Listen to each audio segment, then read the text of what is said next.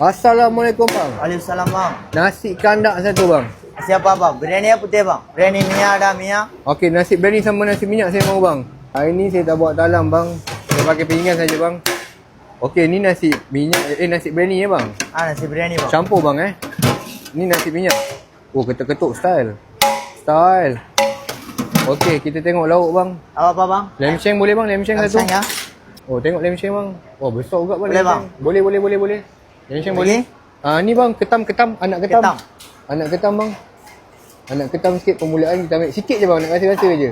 Okey bang, telur rebus, telur masin bang. Telur rebus, telur masin. Permulaan kita ambil yang kecil-kecil dulu. Lepas tu boleh lah bang, daging ni satu bang yang kecil ni bang. Ya? Daging yang kecilnya. Boleh ni? Boleh lah kecil tu. Kuah campur bang? Abang bagi kuah campur bang. Oh, kita tengok pertunjukan daripada nasi kandar Omar Bukit Bintang. Okey bang, bagi kuah campur bang. Banjir sikit bang, jangan banjir sangat. Oh, ketuk habis muka. Wow.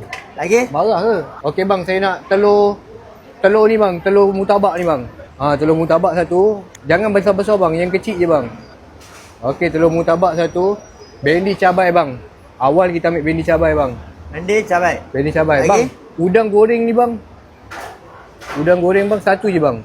Lagi, Ikan bang? apa tu bang? Ikan apa bawal. tu? Ikan bawal boleh? Lagi? Ikan bawal satu. Daging bang, daging kari. Boleh daging kari bang? Sikit, daging kari. Sikit je, nak rasa-rasa je bang. Daging kari sikit. Pokok kambing bang, pokok kambing. Perut kambing. Pokok kambing nak rasa-rasa juga bang, sikit je. Pokok kambing. Bang, ni apa bang? Ada apa? Daging kicap bang. Boleh lah bang, nak rasa sikit bang. Ada?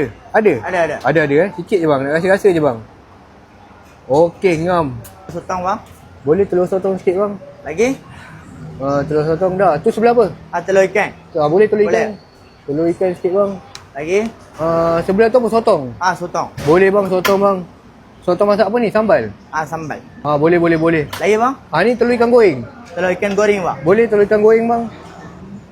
Telur Lagi? ikan goreng sikit nak rasa-rasa je. Yang ni apa?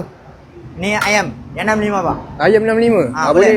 Jangan bagi 6, bagi 2 je. Okey, cukup. Ini apa? Ni chili chicken bang. Boleh satu je. Satu je. Satu je. Letak kobe sikit bang. Sikit je nak rasa je bang. Lagi bang? Ayam goreng ya? Boleh ayam goreng. Lagi bang? Ayam goreng. Lepas tu sebelah tu ayam apa bang? Ayam bawang. Boleh bang, ayam bawang bang. Macam sedap ayam bawang. Sedap bang. Sedap ayam bang? Sedap. Ayam bawang. Ni apa bang? Gempah-gempah ke apa bang? Air rempah. Boleh, gempah tu macam penyedap rasa. Oh, nasi kandar Omar Bukit Bintang terbaik mat. Cukup lah tu bang. Macam dah banyak sangat ini bang. Macam nak cancel pun ada. Bungkus boleh bungkus? Bungkus.